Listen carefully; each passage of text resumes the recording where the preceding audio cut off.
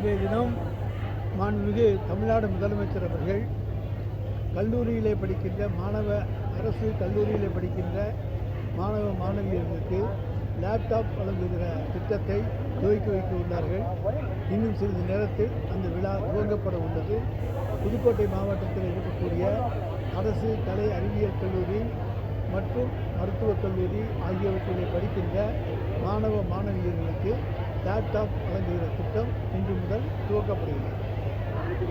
புதுக்கோட்டையில் அமித்ஷா பேசும்போது எப்படிப்பட்டாவது திமுகவை வீழ்த்துவது என்னுடைய லட்சியம், அடுத்த என்னுடைய இலக்கு வந்து தமிழகம் மற்றும் மேற்கு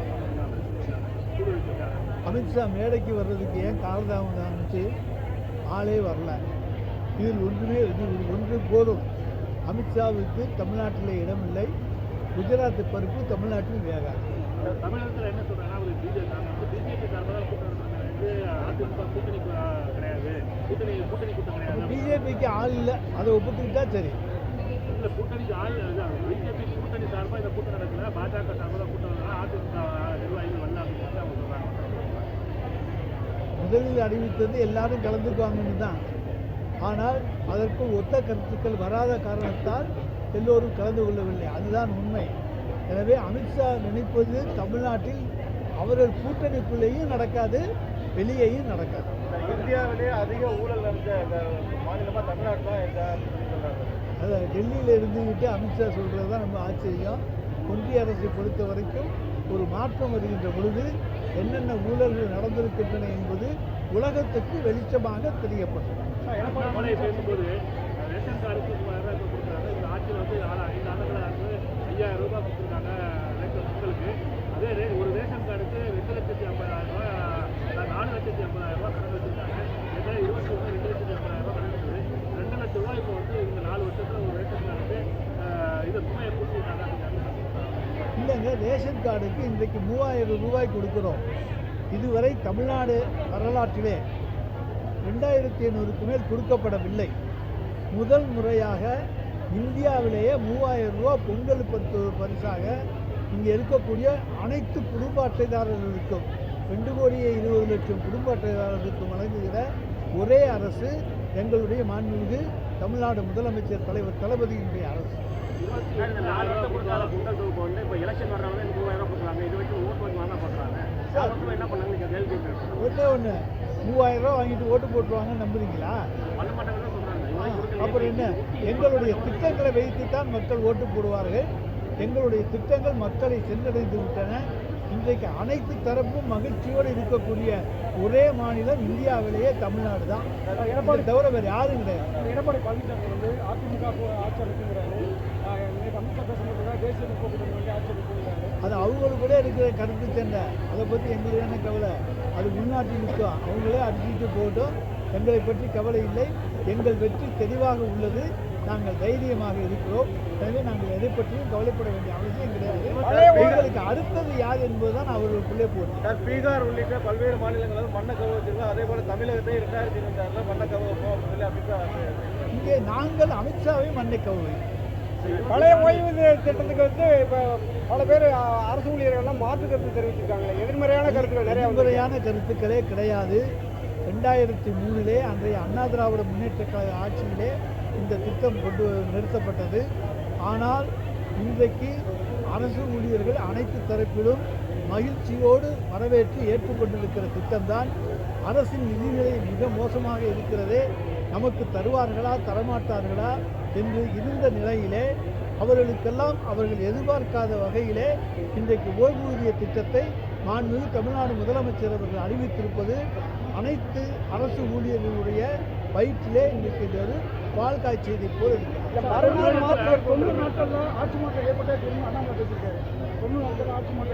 எந்த 90 நாள்னு பார்ப்போங்க. 40, 50, 60 இதுன்னு அண்ணாமலை இன்னைக்கு வேணாலும் சொல்லிட்டு தான் இருப்பார். மாற்றமெல்லாம் அவர்களுக்கு ஏமாற்றத்தை தான் தரும்.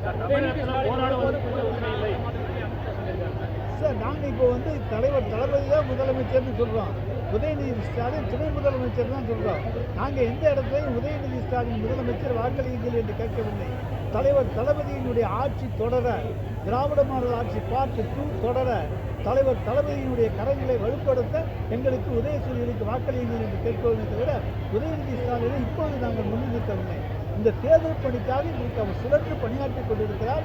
இந்த இயக்கத்தினுடைய அனைத்து தொண்டர்களும் அவரை ஏற்றுக்கொண்டிருக்கிற ஒரு இளம் தலைவராக அவர் இருக்கிறார்.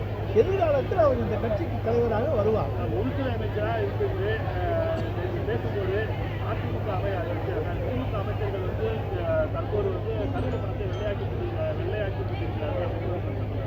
நாங்கள் எங்கேயும் வெள்ளை பெயிண்ட் வாங்கி அடிக்கலாம்.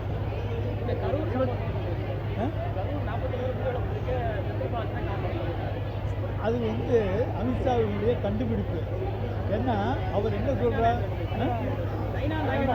நயினார் நாகேந்திரனுடைய கண்டுபிடிப்பு. கடைசியாக ஏதாச்சும் ஒரு பழியை தூக்கி அண்ணா திராவிட முன்னேற்ற கழகத்தின் மீது போடலாம்னு நினைக்கிறாங்க. எந்த பழியும் எங்கள் மீது போட முடியாது. செந்தில் பாலாஜி அந்த இடத்துல இல்லை. சம்பவம் நடந்த பிறகு அந்த மாவட்ட செயலாளர், அந்த தொகுதியினுடைய சட்டமன்ற உறுப்பினர் தன் தொகுதி மக்கள் பாதிக்கப்பட்டதால் மருத்துவமனைக்கு வந்து உடனடி சிகிச்சையில் அவர் ஈடுபட்டார். தமிழ்நாட்டுக்கு 11 லட்சம் கோடிக்கு மேலே நிதி ஒதுக்கியிருக்கோம், ஆனால் அவங்க நிதியை தரலன்னு சொல்லி பொய்யான சார் 11 லட்சம் வர வேண்டியது தான் வந்திருக்கு, கூடுதலாக வரல. மற்றவங்களுக்கு கூடுதலாக கொடுத்துருக்கீங்க, எங்களுக்கு கூடுதலாக தரவில்லை, நியாயமாக தரவில்லை. அதாவது எப்படின்னா ரேஷியோ வந்து எங்களுடைய ரேஷியோ குறைவு. காங்கிரஸ் கவர்மெண்ட் கொடுத்ததை ஒப்பிடும்போது நாங்கள் அதிகமாக கொடுத்துருக்கோம் புள்ளி வரும் சார். காங்கிரஸ் ஆட்சியினுடைய ஆண்டு வருமானம் என்ன, இன்றைய பாரதிய ஜனதா கட்சியினுடைய ஆண்டு வருமானம் என்ன? ஜிஎஸ்டியிலே நீங்கள் கோடிக்கணக்குக்கு போயிட்டாங்க. அன்றைக்கு அப்படியெல்லாம் வருமானம் கிடையாது. அதிலேயே அன்றைக்கு சிறந்த நிதி பங்களிப்பை காங்கிரஸ் ஆட்சியிலே UPA 1 தந்தது, UPA 2 தந்தது. தமிழகத்தில் அரசு நடத்தி ஆட்சி போராடுவதற்கான உரிமை கிடையாது. அப்படி போராடி அதை மீறி போராடினா கைது செய்யப்படுகிறார்கள். இது விரோதமான ஆட்சியாக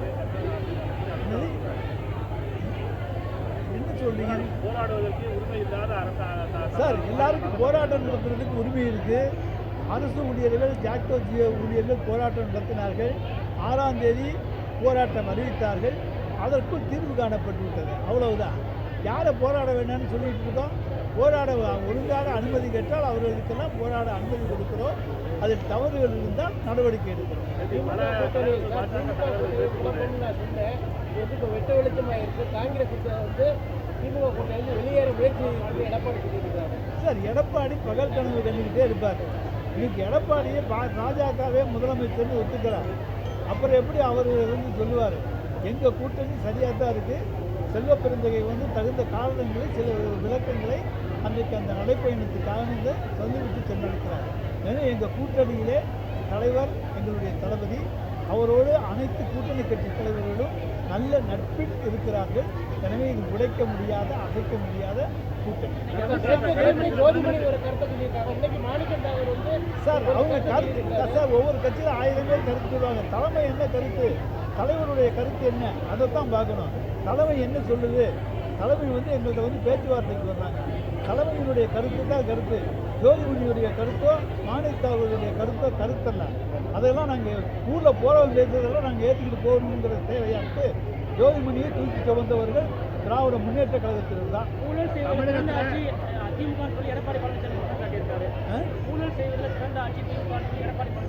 அதை வந்து சொல்வதற்கான 100% தகுதி கூட எடப்பாடி பழனிசாமி கிடையாது.